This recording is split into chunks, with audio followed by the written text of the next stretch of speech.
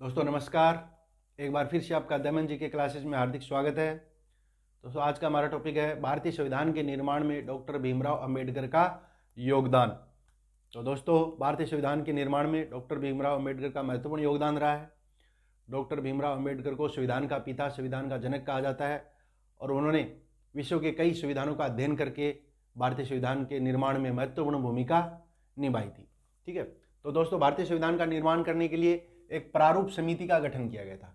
कौन सी समिति? प्रारूप समिति का गठन किया गया था और इसका गठन होता है 29 अगस्त 1947 को। 1947 29 अगस्त 1947 को प्रारूप समिति का गठन होता है, जिसमें 7 सदस्य होते हैं। कितने सदस्य?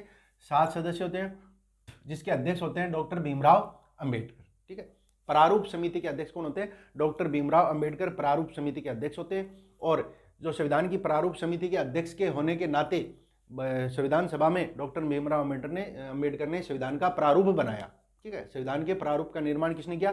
डॉक्टर भीमराव अंबेडकर ने। प्रारूप समिति की दोस्तों प्रथम बैठक होती है 30 अगस्त 1947 को। प्रारूप समिति की प्रथम बैठक कब होती है? 30 अगस्त 1947 को प्रारूप समिति की प्रथम बैठक होती है। और संविधान का जो प्रारूप था उस पर क्या है, 114 दिनों तक चर्चा चली। संविधान के प्रारूप पर 114 दिनों तक चर्चा चली और इस पर 3 बार वाचन किया गया।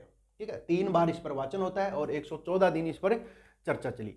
डॉक्टर अंबेडकर ने क्या किया? संविधान सभा के समक्ष the constitution as settled by the assembly be passed नामक प्रस्ताव पेश किया। ठीक है, अंबेडकर ने the constitution as settled by the assembly be passed प्रस्ताव संविधान सभा में पेश किया और यह जो प्रस्ताव है 26 नवंबर 1949 को पारित किया गया और इसी दिन इस पर संविधान सभा के अध्यक्ष के हस्ताक्षर होते हैं। डॉक्टर भीमराव अंबेडकर को क्या संविधान का पिता कहा जाता है? भारतीय संविधान का पिता किसको कहा जाता है? डॉक्टर भीमराव अंबेडकर को संविधान का पिता कहा जाता है। ये अंबेडकर जो थे भारत के प्रथम विधि मंत्री थे। डॉक्टर जो अंबेडकर थे वो भारत के प्रथम विधि मंत्री थे। भारत के प्रथम विधि मंत्री कौन थे? डॉक्टर भीमराव अंबेडकर प्रथम विधि मंत्री थे और इनको आधुनिक मनु की संज्ञा दी जाती है। अंबेडकर को आधुनिक मनु की संज्ञा दी जाती है और तीनों गोलमेज सम्मेलनों में भाग लिया। डॉक्टर भीमराव अंबेडकर का महत्वपूर्ण योगदान है कि इन्होंने तीनों जो गोलमेज सम्मेलन हुए थे ब्रिटिश सरकार के, उन तीनों गोलमेज सम्मेलनों में भाग लिया था डॉक्टर भीमराव अंबेडकर ने।